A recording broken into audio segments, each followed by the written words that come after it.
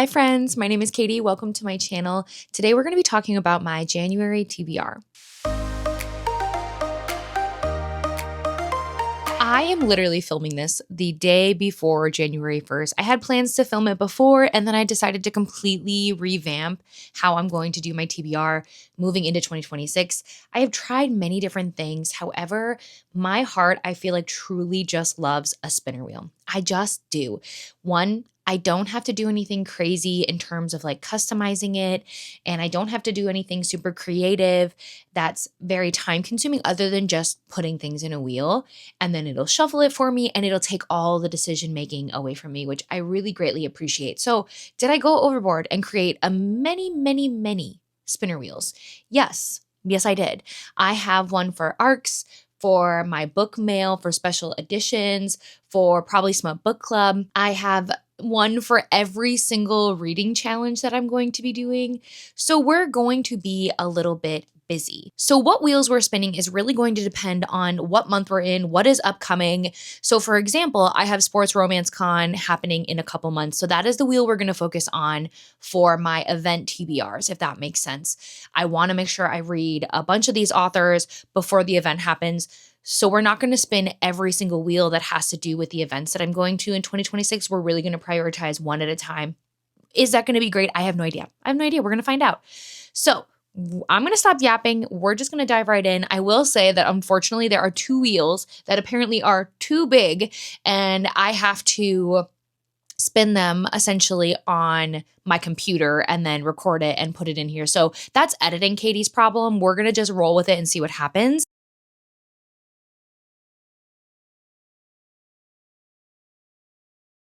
There are for sure two books that are going to be on my January TBR. And the first is We Who Will Die. And this is going to be the Torture Readers Book Club pick for January. We'll be having sprints on Rainy's channel on January 10th. And I'm so excited. Not only do I have the Fairy Loot edition, but I also have the audio. So I'm going to be able to immersion read this and have so much fun. Hopefully, fingers crossed. I would love for book club to start off with a banger. And then speaking of book clubs, my new book club that I am co-hosting with Vanessa is Kiss and Tell Book Club. And this is all about romance books. And we are starting with Sparks Fly. And this seems like it's going to be a fun, spicy, good time. So all the information for that book club will also be linked in the description below if you guys are interested. Sprints for Sparks Fly is going to be happening on my channel, and it's going to be on January 17th. So we hope you can come hang out with us. We're going to start with my ARC wheel. And that's because I have a ton of ARCs and I'm going to try and do better in 2026. But let me be honest, there is something so satisfying about requesting ARCs. I don't know what it is. It's a dopamine for sure. But I did a good job this year of only requesting books I felt really excited about. So I think it's a manageable number and I think it's okay. So I'm not going to beat myself up about it. So here we go. I hope you can see that okay. And we're just going to spin.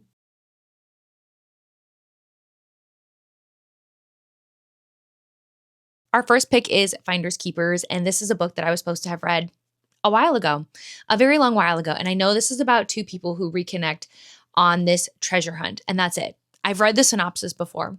I've had this in a TBR video probably more than once. So either it is time for me to read this or it is time for me to gift it to another human. So next we're going to move on to the special editions wheel. And this is mostly going to be my Fairy Loot editions because that's really the only subscription I have that gives me special editions. But just in case, I wanted it to be a more broad category in case I get some here and there.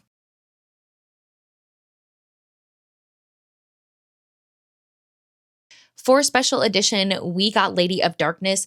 And ironically, this actually isn't a Fairy Loot edition. This is an edition I got when I met the author for Midwest Bookish Fest here in Minneapolis over the summer. She was so nice, so sweet. I do have the whole series, and it's finally time for me to start this series.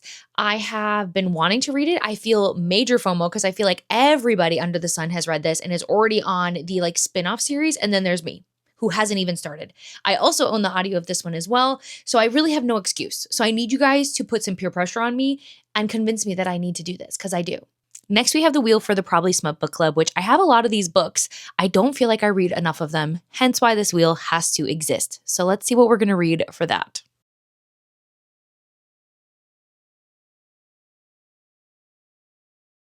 For our probably smut book club pick, we got Whistleblower by Kay Cove.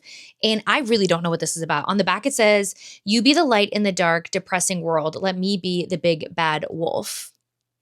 I mean, I feel like that's all I really want to know going into this. I expect dark romance.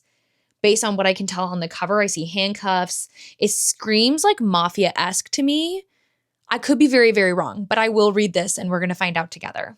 For Bookmail, I actually own the third book. So I put the first book on the wheel so that way I can finally dive in, because I'm not going to read the third book first, because in Romantasy, that is a no-no, an absolute no-no.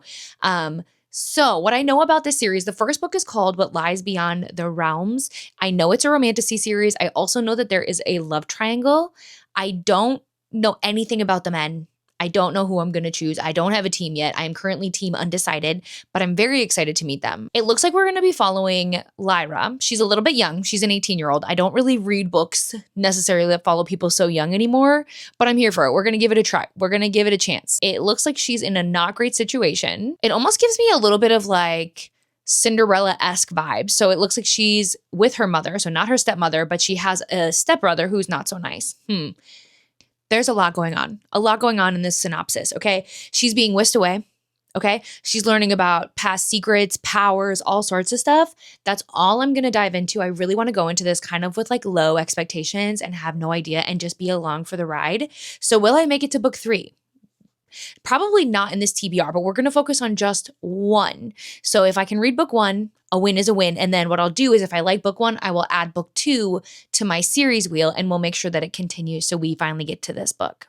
For this wheel, it's another one I had to record, so I'm going to insert the clip here. For this book, we got Flowers in Your Hair by Alice Daniels. I met her at it was like a Minnesota event that happened on the fairgrounds.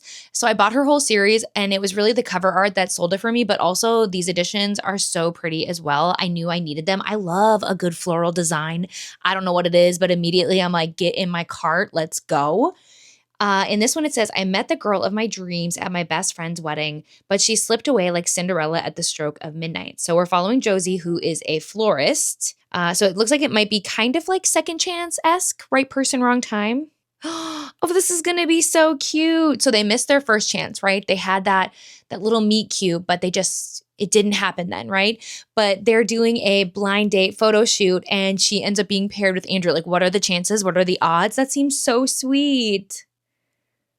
I'm curious if this book will be too sweet for me, because that is possible. That is a thing. I don't know if there will be enough like tension and angst in this to keep my attention, but I sure hope so, seeing as how I got the whole series. We're going to find out. The next wheel we have is for Romantasy Bingo, and this is for a challenge from Covers with Cassidy. Technically, she has a bingo board. I turned it into a wheel. I still plan to absolutely complete it and to fill out the board, so I will put the board up here as I complete it. But for now, we're just going to pick our first prompt, and that is going to be...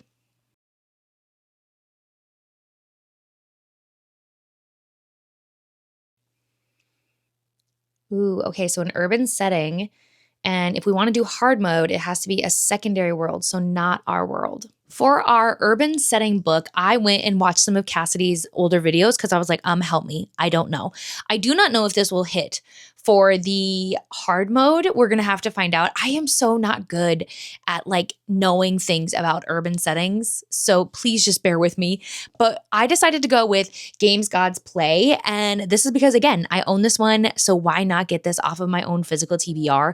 Lots of people have read this. There's even book 2 that exists now. I think book 3 might come out in 2026, so I do want to read this. I've heard mixed things. 100% mixed things.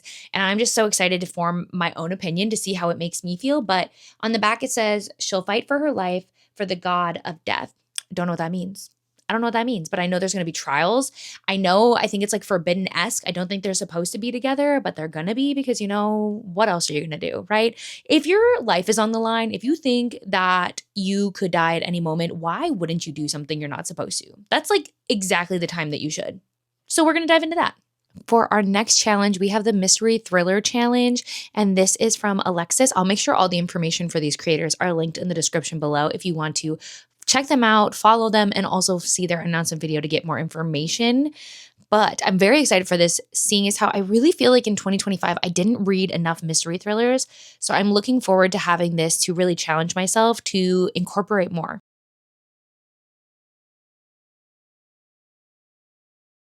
For a cold case, I decided to go with The Sorority Murder by Allison Brennan. I feel like I've heard of this book before, but honestly, sometimes mystery thrillers are like that, where you feel like all the titles kind of like blend together. So in this book, it is following the case of a popular sorority girl. She went missing and her body was found, but it's never been solved. And I think it's going to be 3 years later. Yeah, 3 years later, one of the characters discovers new information, but the police are like, nah. Okay, cool story, no thanks. And so I think we're going to be following this character, Lucas, and he is going to throw himself into this and try to solve it himself, which, in fiction, great, great. In real life, leave it to the professionals, my friends. Ooh, okay. I really want to do this one on the audio. I'm curious to see what the format will be because it looks like Lucas is going to try and piece everything together himself. And it says he's going to create a podcast, and he's creating a podcast to revisit Candace's, who I'm assuming is the sorority girls, her last hours. Which, I mean, is interesting. There's always that gray area when it comes to like true crime where it's like, where are we blurring the line between like what's acceptable and what isn't? But this is fiction. He's using this podcast though as a way to kind of encourage others, like if they remember anything about the night that Candace disappeared, to come forward, to share that information to solve this. Ooh, okay. This gets better and better. I didn't read the full synopsis before I chose this book. It seems like one of the people who call into the podcast actually ends up. So things are happening. Things are happening. I'm definitely going to get the audio, and I'm really, really hoping I like this one. I didn't realize that it came out in 2021, so it's an old one, but I'm really looking forward to it. It sounds so good, and I really, really hope it starts off this challenge with a bang. And for our final wheel, we will be spinning my wheel that I created for Sports Romance Con, which is happening here in March. I am so excited. I only put the first in a series, so if I really, really like it, I will continue, but the goal is to try and read every single one of these books before March. Will that happen? I have no idea. These wheels won't just be used for my TBR. They'll be used whenever I need a book to pick up. So I think it's manageable. I think I can do it, but we're going to find out together. But our first pick is going to be